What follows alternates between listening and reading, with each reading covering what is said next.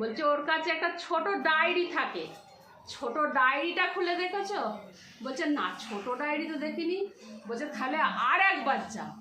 আর একবার সে বিষ্ণু লোকে গিয়ে ভগবানকে বলছে, ভগবান আপনার কাছে আরও কি ছোট ডায়েরি আছে?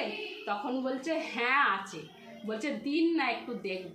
তখন সেই ছোট ডায়েরির মধ্যে লেখা আছে জয় বজরংবলী বলে।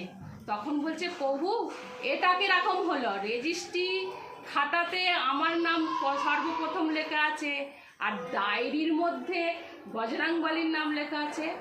বলছে যেসব ভক্তরা আমার নাম করে তার নাম রেজিস্ট্রি খাতায় লেখা আছে, আর যেসব ভক্তের আমি নাম করি সেটা হচ্ছে এই ডায়েরিতে লেখা আছে। কারণ রাম স্বয়ং বজরংবলী শিবের সাধন ভজন করে, সেই জন্য স্পেশাল খাতায় বজরংবলীর নাম রেজিস্ট্রি খাতায়।